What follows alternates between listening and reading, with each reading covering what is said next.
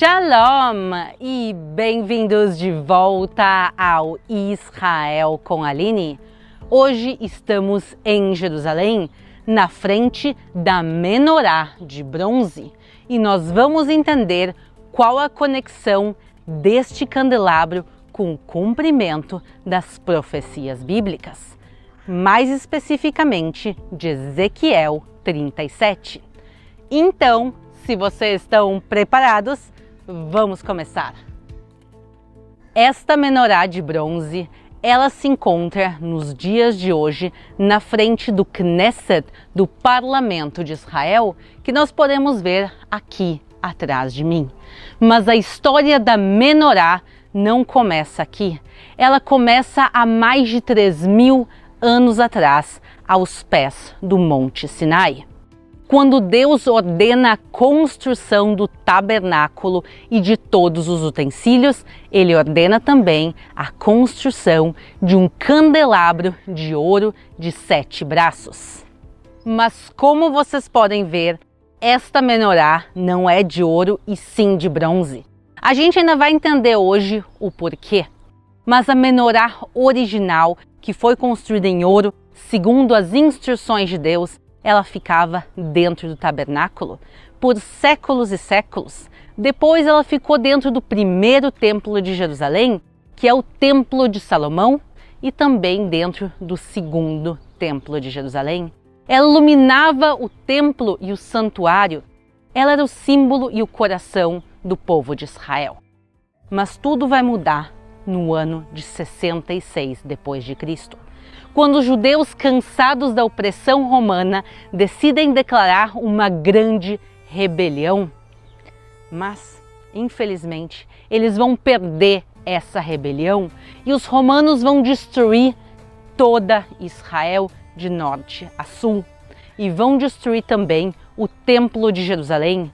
E quando eles entram no templo e veem ele recheado de utensílios, de materiais caros, como o ouro, eles roubam esses utensílios e levam para Roma. Nós temos a prova disso, além de todos os livros históricos, no próprio Arco de Tito, que foi construído no ano de 81 depois de Cristo. Este arco celebra a destruição de Israel e por isso ele se chama o Arco de Tito. Tito foi o general romano que destruiu a maior parte de Israel, inclusive o Templo de Jerusalém. Eles estavam orgulhosos do fim que eles deram a Israel e por isso, se a gente olha dentro do arco até os dias de hoje, o arco que está em Roma, nós podemos ver os soldados romanos saqueando os objetos do templo, entre eles a menorá. O roubo da menorá marca o fim do povo de Israel, dos tempos áureos, dos tempos bíblicos. E o povo então vai ser enviado para a diáspora, vai ser enviado para os 4 cantos do mundo. E não só isso os romanos fazem para celebrar o fim de Israel, eles vão criar uma moeda chamada Judea Capta. A Judéia foi capturada. Nela nós podemos ver uma tamareira e aos pés dessa tamareira uma mulher judia chorando e um soldado romano de pé, orgulhoso de tudo que ele está fazendo. Lembrem bem dessa moeda, porque com ela a gente vai terminar a nossa profecia do dia de hoje. Mas então a menorá vai ser levada a Roma e ela desaparece. Nós não sabemos nos dias de hoje onde ela está e se ela ainda existe. Então, o que essa menorá faz aqui? Se a menorá do Arco de Tito marca o fim de Israel, esta menorá marca o renascimento de Israel depois de quase 2.000 anos. Ela começa com Edwin Samuel, um britânico que 1 ano e meio depois da declaração de independência de Israel, ele quer dar um presente em nome do governo britânico a Israel, mas ele quer alguma coisa que tenha um significado. E então ele escolhe Beno Elkan, um artista judeu alemão que conseguiu sobreviver à Alemanha nazista, fugindo da Alemanha para a Inglaterra. E lá ele passa a ser um artista muito famoso, mas mantendo as suas raízes judaicas. E quando ele recebe a missão de construir o símbolo que vai ser o presente do governo britânico ao governo de Israel, ele vai criar esta menorá. Vai se demorar 6 anos para criar ela. E a história dela é realmente incrível. Primeiro a gente pode ver o próprio tamanho. Ela tem 4,5 metros de altura, pesa 4 toneladas e ela foi colocada num local extremamente simbólico. Mas se a gente fala do formato dela, ela é diferente em muitas coisas da menorá original. Por exemplo, ela é em bronze e não em ouro. Por quê? Porque existe uma proibição judaica de replicar os utensílios do Templo de Jerusalém fora dele. Se vocês forem à casa de judeus no mundo todo até os dias de hoje, vocês não vão ver nenhuma família judaica acendendo a menorá, o candelabro de 7 braços. Por quê? Porque ele é exclusivo do templo. A gente pode ter a menorá como uma recordação, mas a gente não usa ela. E normalmente ela vai ser diferente da original. E por isso aqui a gente vê que o material é diferente, o formato é um pouco diferente e também em cima não há espaço para colocar azeite. Esse foi um pedido justamente do Rabinato de Israel, é que não houvesse espaço para colocar azeite, para que ninguém quisesse no futuro acender ela. Porque a menorá só vai ser acesa de novo dentro do Templo de Jerusalém. Mas por que a menorá tem 7 braços? Deus ordena a menorá ter 7 braços quando Moisés estava no Monte Sinai. Mas por que justamente o número 7? E a resposta é: ninguém tem certeza. Só Deus realmente vai saber, mas existem muitas teorias. Uma teoria é que ela representa os 7 dias da semana. Ou melhor dizendo, o 7º dia da semana é o dia dedicado a Deus. E justamente ela estava no local de presença divina. Tem gente que acredita que é por causa dos 3 patriarcas mais 4 matriarcas, no total 7. Flávio Joséfos, que é um historiador do 1º século, ele fala que é por causa dos 7 planetas do sistema solar, os planetas segundo o que eles conheciam já naquela época. Então tem várias teorias. Se vocês têm alguma teoria a mais dessas, podem deixar aqui nos comentários. Mas esse é um dos mistérios da menorá até os dias de hoje. E vamos chegar mais pertinho para ver ela com seus mínimos detalhes.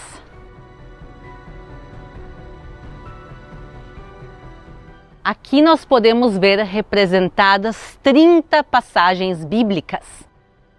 Beno, o artista, quando ele cria essa menorá, ela é como se fosse um livro contando a história do povo de Israel.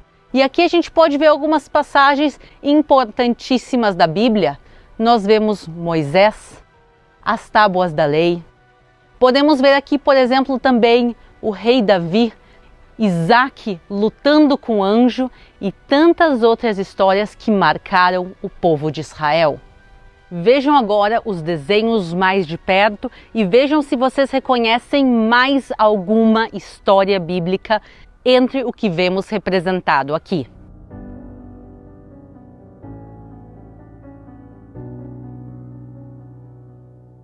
Mas a parte mais importante, na minha opinião, é o que a gente vê quando a gente vai descendo.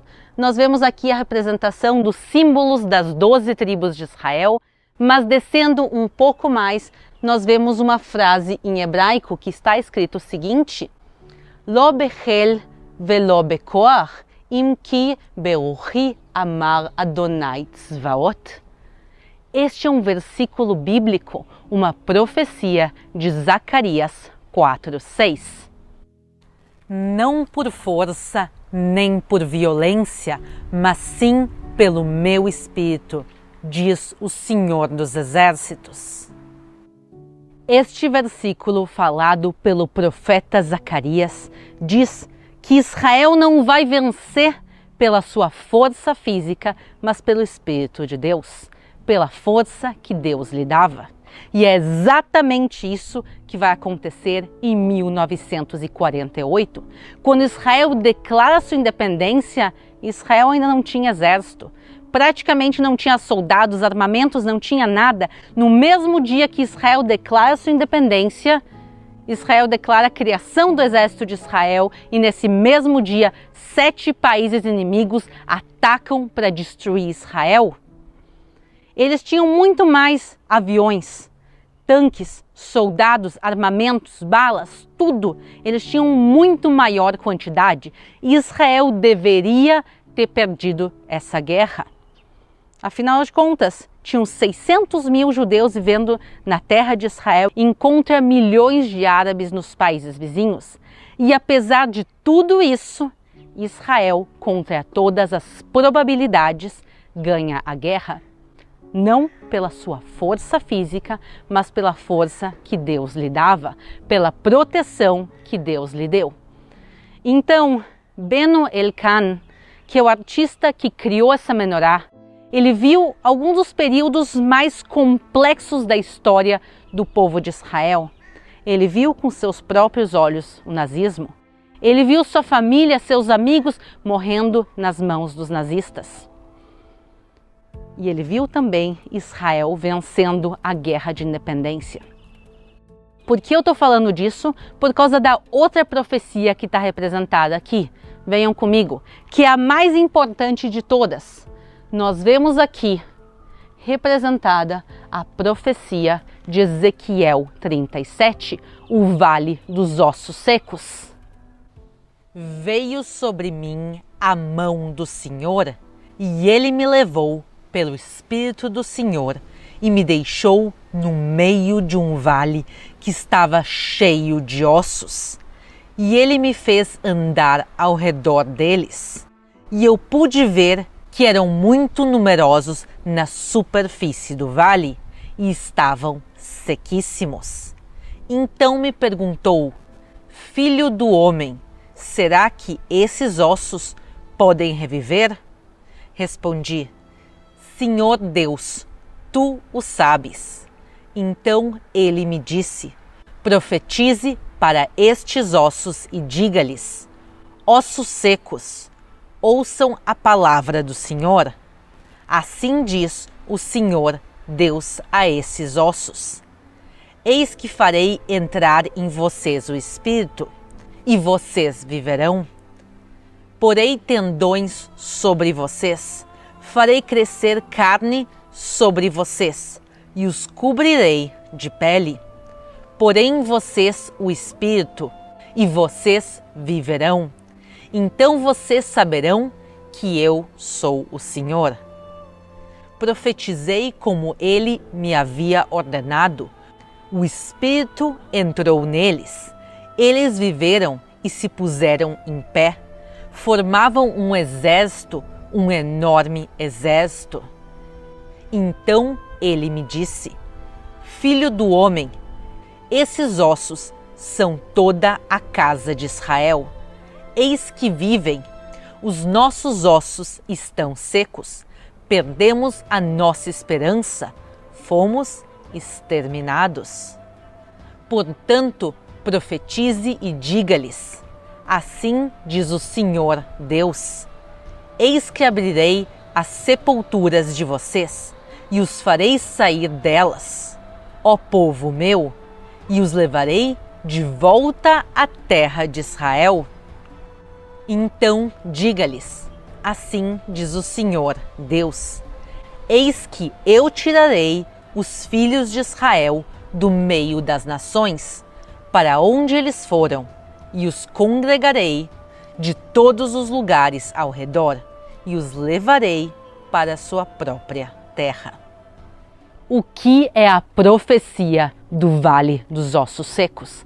A profecia fala de um lugar de morte voltando à vida, graças ao milagre que Deus concede.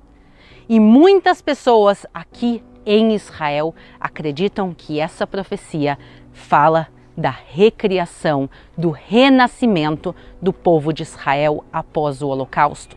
Em hebraico, nós chamamos isso de Mishoah Letkumah, do Holocausto ao Renascimento. E Beno, ele foi testemunha disso. E por isso ele representa isto aqui na menorá. O Vale dos Ossos Secos, embaixo dele nós vemos a representação do Holocausto. Uma das maiores tragédias do povo de Israel. 6 milhões de judeus foram assassinados na Europa, seus ossos espalhados de norte a sul. No momento que não se parecia ter nenhuma esperança, que a Europa era um grande cemitério para o povo de Israel, a vida começa a voltar.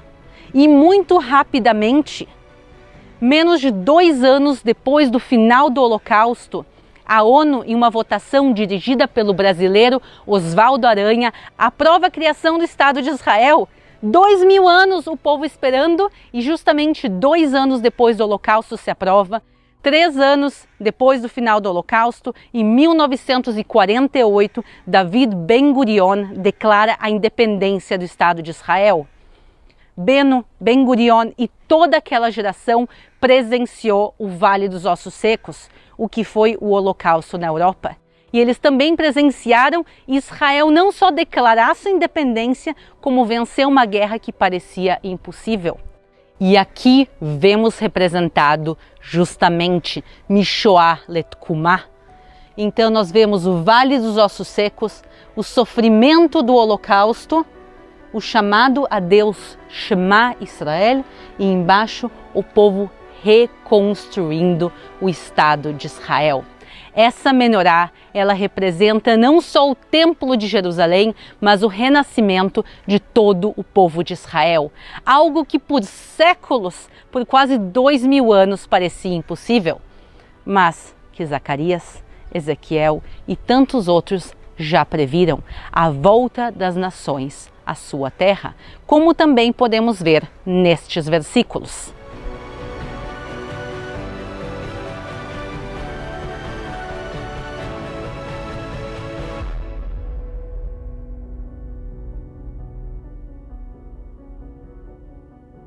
Esta menorá representa o renascimento de Israel e de todas as profecias que estão conectadas a estes acontecimentos. E são profecias, pessoal, que se cumpriram nos últimos 100 anos. Como a gente pode conectar histórias que estão desenhadas aqui de 3, 4 mil anos com os acontecimentos nos dias de hoje? E por isso é tão bonito e simbólico que essa menorá esteja exatamente em frente ao parlamento de Israel. E quando o Estado de Israel nasce, se faz, além da menorá, também uma moeda comemorativa. Essa moeda se chama Judea Liberta. A Judéia foi liberada. Se os romanos fizeram de tudo para terminar e apagar o povo de Israel do mapa, o povo de Israel vai sofrer muito por muito tempo na diáspora, fora de Israel. Mas o povo consegue voltar contra todas as probabilidades, volta, vence as guerras e se transforma num Estado grande e forte, que é um exemplo para o mundo em tantas coisas. E se os romanos tentaram capturar e destruir a Judéia e Israel, a Judéia voltou. A Judéia foi liberta e nós estamos aqui para contar essa história. Enquanto os romanos, eles sim estão nos livros de história. Roma e o Império Romano desapareceram. A cidade existe, mas ela não fala o mesmo idioma, não tem a mesma cultura, não tem a mesma religião, os mesmos deuses. Roma, como ela era no ano de 70, no ano de 81, quando eles construíram o Arco de Tito, desapareceu. O arco está lá para contar a nossa história, mas nós estamos aqui de volta. O povo de Israel, por 2000 anos, teve fé em Deus e nas profecias. que realmente se cumpriram, e por isso é tão maravilhoso poder estar aqui contando e compartilhando um pouquinho de Israel aqui no Israel com a Aline. Se vocês querem conhecer mais de Israel, vocês estão convidados a acompanhar aqui no canal, e se vocês querem também aprender um pouco hebraico e ler pessoalmente também aqui os escritos, eu convido vocês a se inscreverem no curso de hebraico online da Rosen. Eles são muito bons e vocês podem estudar hebraico do conforto da casa de vocês. Eu vou deixar o link também aqui na descrição do vídeo, no primeiro comentário. Mas isso era tudo por hoje, pessoal. Um grande beijo e nos vemos na próxima.